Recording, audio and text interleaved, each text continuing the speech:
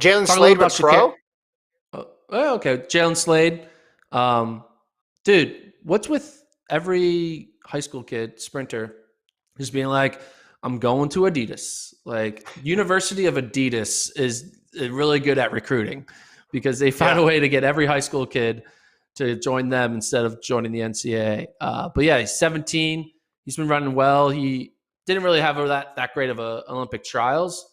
He had that weird like fall that in the 100. But he's quick, man. And Adidas has been doing pretty good with signing the right sprinters at a young age. Better than Nike, I would say.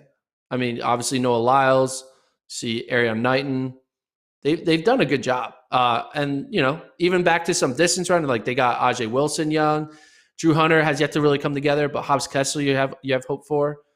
Adidas is getting the right people at the right time. Mm-hmm. Yeah, you get your driver's license at 16. You get your Adidas contract at 17, and then you vote at 18. That's usually the Yes. progression of how it works. Yeah, they've had some people who haven't panned out, and it's people we probably haven't even talked about because they Yeah. signed. They were big on the high school scene, but I don't think they were prominent enough to where professional track people who follow more on the college and pro side would have paid attention to it. But someone like Slade already on that pro schedule makes sense for him to do it. Knighton already did that pay off already? Oh yeah. If it feels like it already did, now he's got to go on and do big things for another couple of years now. But he seems firmly on a trajectory because there's people that get signed real young, and then you have to kind of squint a little bit and turn your eyes and be like, yeah, that'll pan out one day. Ari Knighton got the contract and then just said, all right, I'm gonna start running like a pro, like Yeah. now.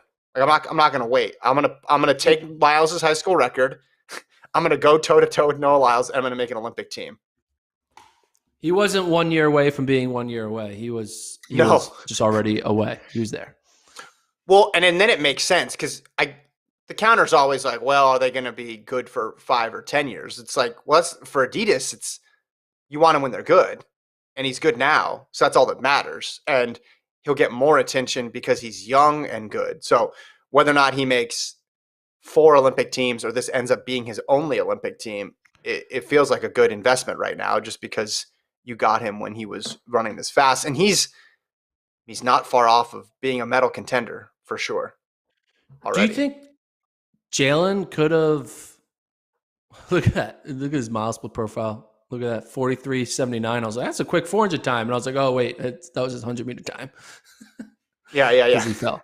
Um, but do you think, I mean, we had the name, image, likeness thing go down. Like, why wouldn't Jaylen be Yeah. like, hey, could I just go to an Adidas school and get an Adidas contract? I don't know. Like, Do you think we were that's one thing overrating I was thinking. the impact Maybe, that the NIL was going yeah. to have?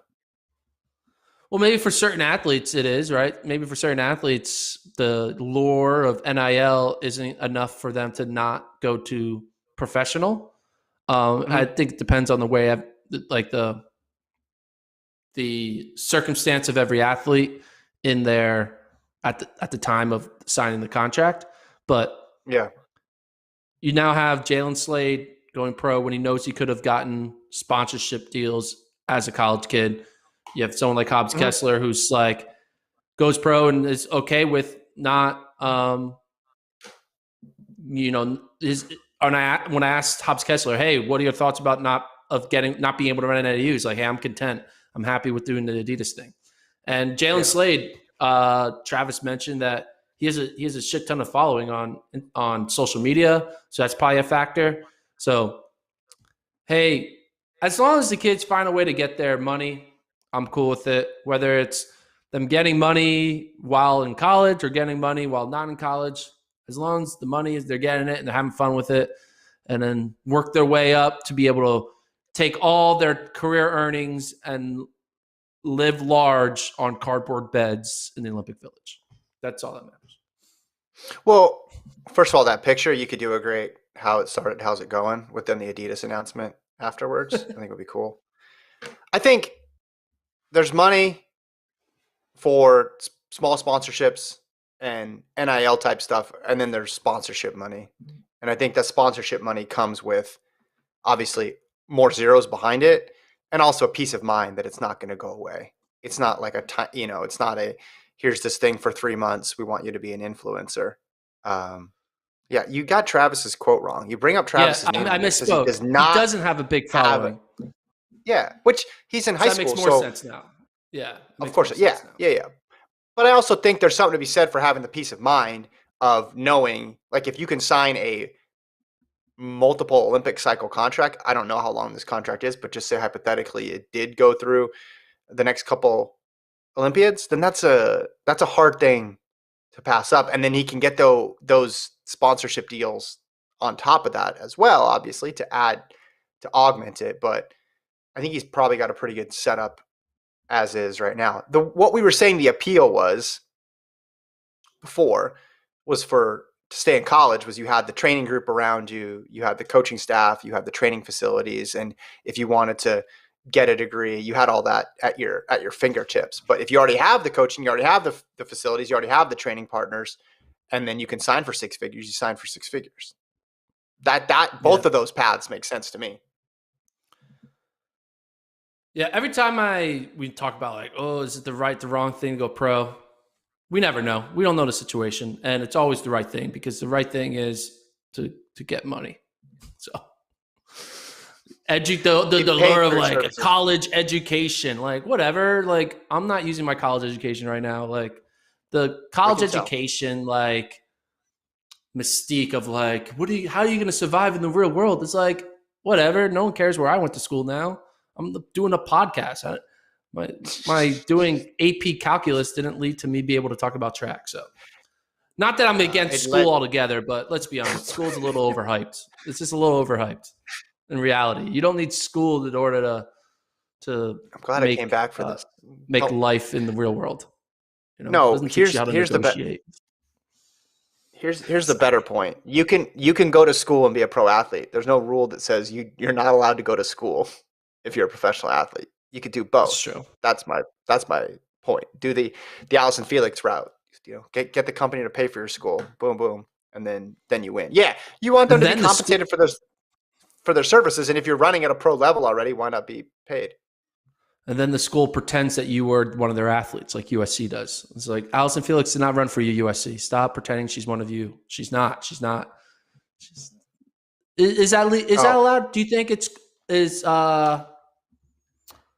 cool for USC to like pretend that that Allison Felix is an alum of their school? I mean, she's technically of their school, but not their athletic department. Come on. Hold on. Allison Felix, USC. I want to see what her major was in. Was it in shoe design? No. It was in, let's see. Oh man, I can't find it. I'm saying here we go. A bachelor's in education. So the education department at USC can claim her. The athletic department cannot. So the bachelor's of ed can be like, we produced one Olympian. Like our education department has produced a 5-time Olympian. The athletic department cannot because they did not. That's the rule. Correct. That is the rule. Yeah. So look at this. I don't want. Yeah.